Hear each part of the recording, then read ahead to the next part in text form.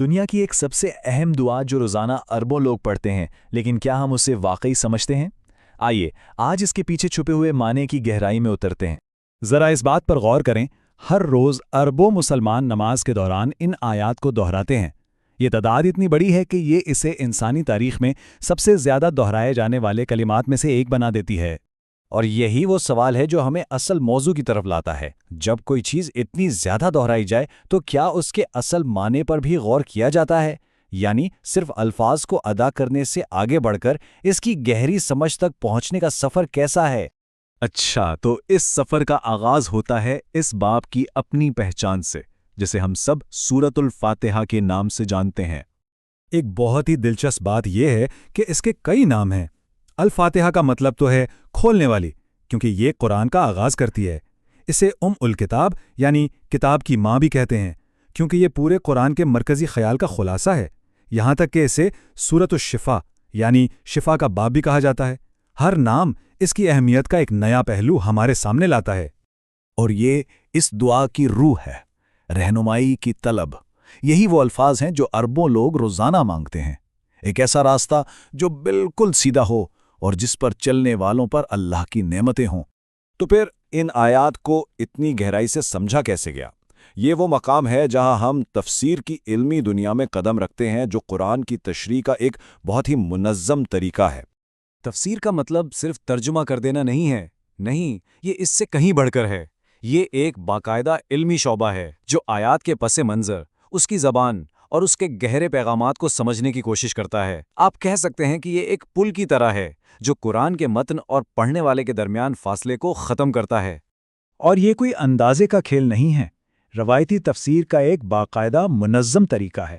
سب سے پہلے کسی آیت کو سمجھنے کے لیے خود قرآن کی دوسری آیات کو دیکھا جاتا ہے، پھر نبی اکرم صلی اللہ علیہ وسلم کی تعلیمات اور ان کے عمل سے رہنمائی لی جاتی ہے، اور آخر میں ان کے ساتھیوں اور ابتدائی علماء کی سمجھ کو بھی مد نظر رکھا جاتا ہے۔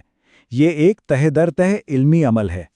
اب ذرا اس وسیع میدان سے نکل کر ایک خاص علمی سلسلے پر بات کرتے ہیں، ایک ایسی فکری روایت جس نے 20ویں صدی میں اردو زبان میں قرآن فہمی پر بہت گہرا اثر ڈالا۔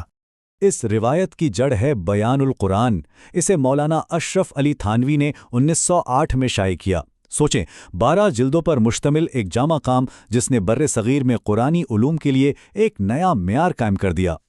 اور یہ سمجھنا بہت ضروری ہے کہ یہ کتاب بس ایسے ہی نہیں لکھ دی گئی، یہ اس وقت کے علمی مکالمے کا ایک بہت اہم حصہ تھی۔ مولانا تھانوی اصل میں دوسرے علماء کی تشریحات کا جواب دے رہے تھے، جس سے پتہ چلتا ہے کہ تفسیر ایک زندہ اور متحرک علمی روایت ہے۔ اور اس کا اثر بہت گہرا تھا۔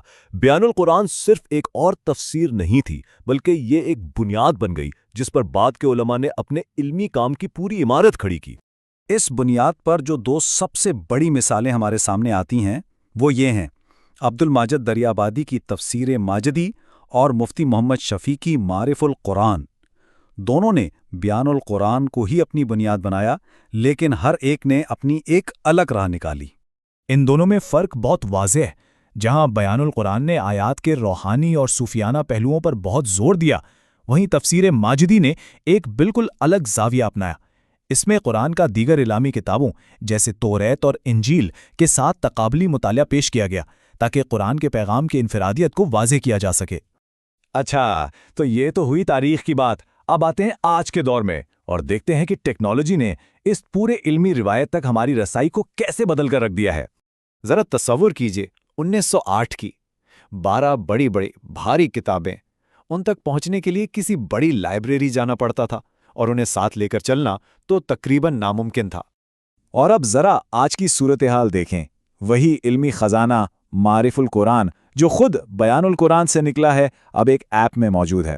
آپ سیکنڈوں میں کچھ بھی ڈھونڈ سکتے ہیں، فونٹ بدل سکتے ہیں، بک مارک لگا سکتے ہیں، اور ایک کلک پر کسی کے ساتھ بھی شیئر کر سکتے ہیں۔ یہ ایک ناقابل یقین تبدیلی ہے۔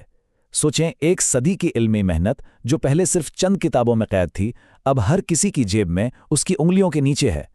علم تک رسائی اتنی آسان شاید پہلے کبھی نہیں تھی۔ تو آخر میں سوال یہ رہ جاتا ہے، جب ایک صدی کا علم اتنی آسانی سے مل جائے تو اس لازوال دعا کے ساتھ ہمارا رشتہ کیسے بدلتا ہے؟ کیا یہ ہماری سمجھ کو اور گہرا کرتا ہے یا پھر معلومات کے اس سیلاب میں ہم اصل پیغام سے ہی دور ہو جاتے ہیں؟ ٹیکنالوجی اور روایت کا یہ ملاپ ہمارے روحانی سفر کو آخر کس سمت میں لے جا رہا ہے؟